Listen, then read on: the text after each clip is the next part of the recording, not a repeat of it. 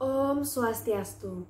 Perkenalkan, kami dari kelompok 2. Pada video kali ini kami akan mempresentasikan mengenai materi jenis-jenis saham dan pengaruhnya terhadap kepemilikan oleh induk perusahaan untuk mata kuliah Akuntansi Keuangan Lanjutan 2. Jadi, pada kesempatan ini kami akan memaparkan 4 submateri. Yang pertama yaitu pengertian saham, kemudian yang kedua mengenai jenis-jenis saham, yang ketiga mengenai struktur kepemilikan saham, dan yang terakhir mengenai pengaruh kepemilikan saham oleh induk perusahaan.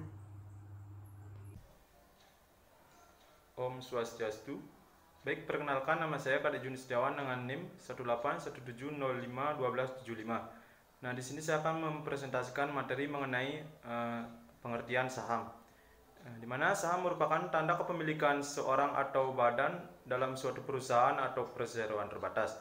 Nah, wujud dari saham ini biasanya berupa selembaran kertas yang menandakan pemilik kertas tersebut adalah pemilik perusahaan yang bersangkutan.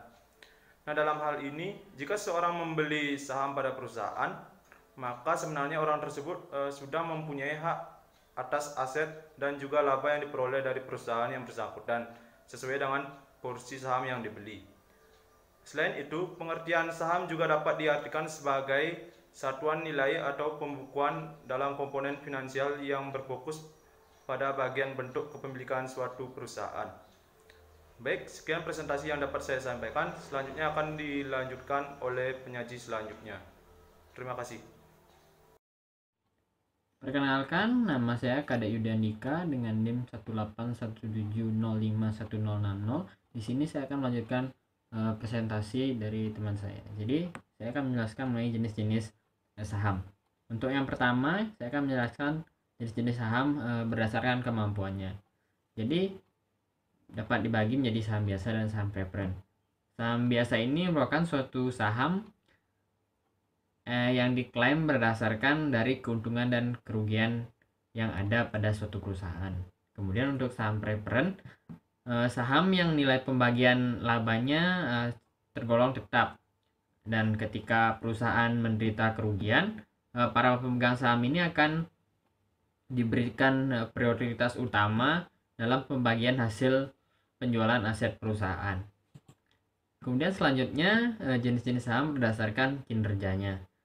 Yang pertama ada blue chip stock, ya ini merupakan saham yang asalnya dari suatu perusahaan besar yang sudah memiliki nama baik di kalangan para pebisnis dan sudah sangat dipercaya. Kemudian yang kedua ada income stock, yaitu saham yang mampu memberikan dividen yang lebih besar namun juga diiringi dengan adanya risiko yang besar juga. Kemudian selanjutnya ada growth stock, yaitu saham yang mempunyai tingkat perkembangan yang cenderung cepat dibandingkan saham-saham yang lain yang jenisnya sama. Selanjutnya spekulatif stock, yaitu saham biasa yang diperjualbelikan di bursa efek karena adanya potensi dividen yang besar di masa depan atau masa yang akan datang. Kemudian selanjutnya ada cyclical stock, yaitu jenis saham yang sangat rentan terkena tren ekonomi atau mudah terpengaruh.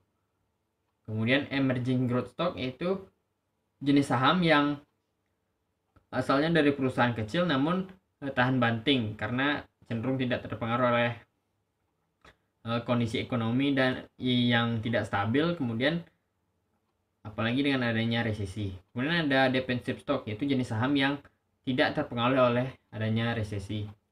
Itu saja penjelasan dari saya. Selanjutnya akan dijelaskan oleh penyanyi selanjutnya. Terima kasih.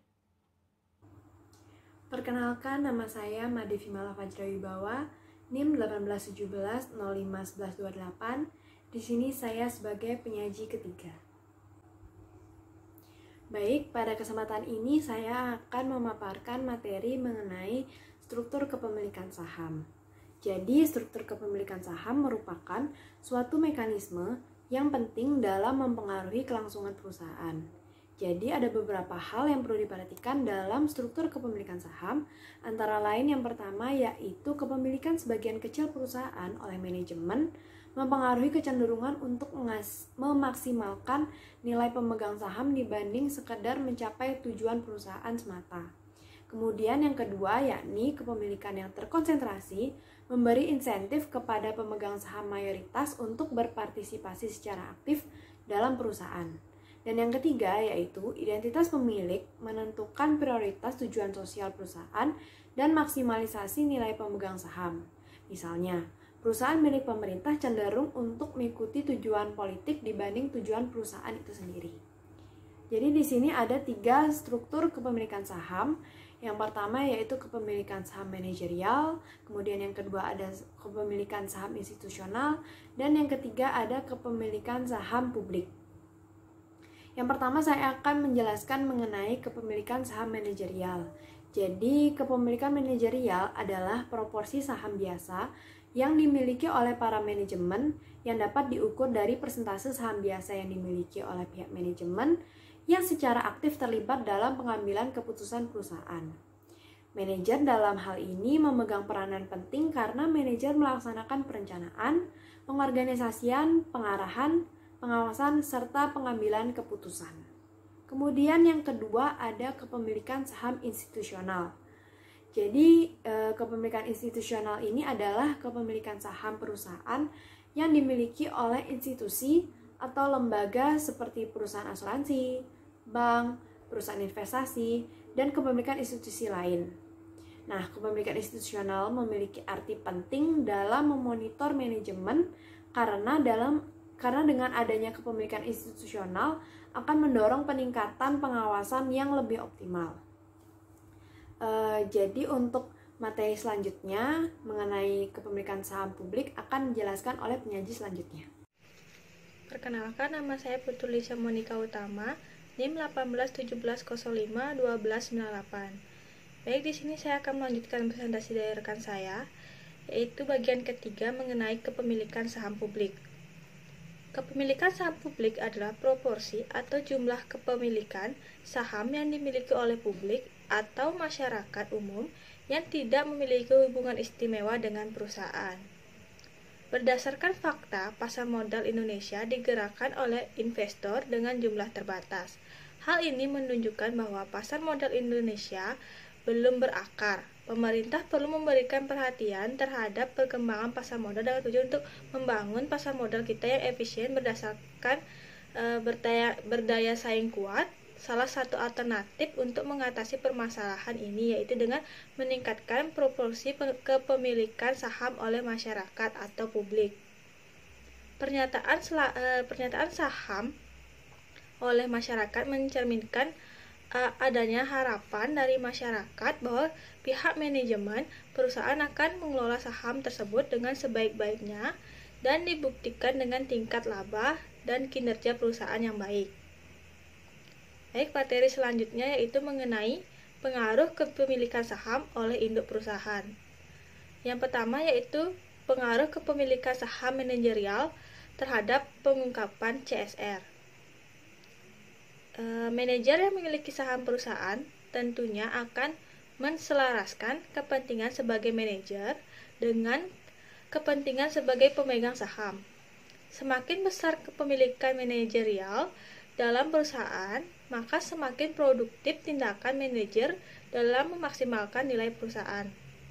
Kepemilikan manajerial menyebabkan berkurangnya tindakan oportunis manajer untuk memaksimalkan kepentingan pribadi. Manajer perusahaan akan mengambil keputusan sesuai dengan kepentingan perusahaan, yaitu dengan cara mengungkapkan informasi sosial yang seluas-luasnya untuk meningkatkan image perusahaan meskipun dia hanya mengorbankan sumber daya untuk aktivitas tersebut. Sekian yang dapat saya presentasikan, selanjutnya akan dilanjutkan oleh rekan saya. Terima kasih.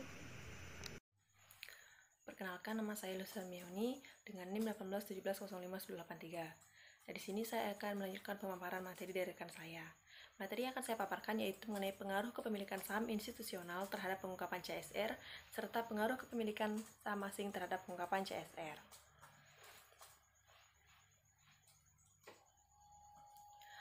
Pemegang saham institusional biasanya berbentuk entitas seperti perbankan, asuransi, dana pensiun, reksadana, dan institusi lain. Investor institusional umumnya merupakan pemegang saham yang cukup besar karena memiliki pendanaan yang besar. Tingkat kepemilikan institusional yang tinggi menimbulkan usaha pengawasan yang lebih besar untuk menghalangi perilaku opportunistic manager. Menurut Mursali pada tahun 2007, kepemilikan institusional dapat dijadikan sebagai upaya untuk mengurangi masalah keagenan dengan meningkatkan proses monitoring. Pemegang saham institusional juga memiliki opportunity, resource, dan expertise untuk menganalisis kinerja dan tindakan manajemen. Investor institusional sebagai pemilik sangat berkepentingan untuk membangun reputasi perusahaan. Penelitian Bernie dan Rubin pada tahun 2005 yang dilakukan untuk melihat CSR sebagai konflik berbagai shareholder menunjukkan hasil bahwa pemegang saham institusional tidak memiliki hubungan terhadap CSR.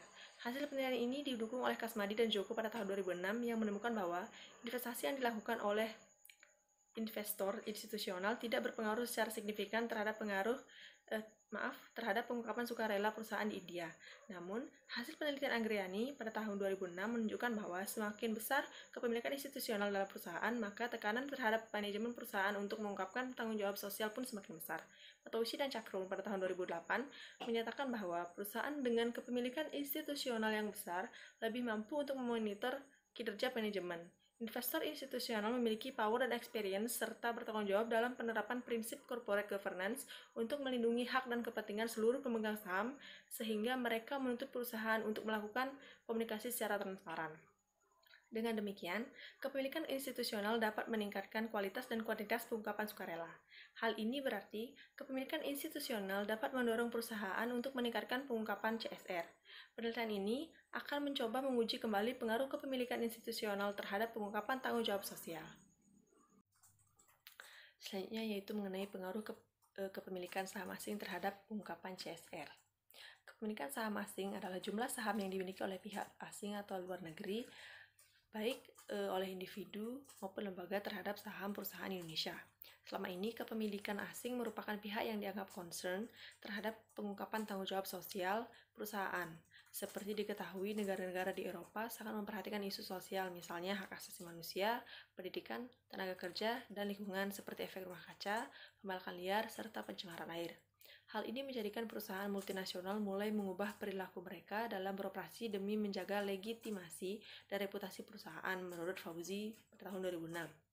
Penelitian Terimoto dan Suzuki pada tahun 2005 dalam Majmur dan Cairo 2006 membuktikan bahwa kepemilikan asing pada perusahaan publik di Jepang menjadi faktor pendorong terhadap adopsi GRI dalam pengungkapan tanggung jawab sosial.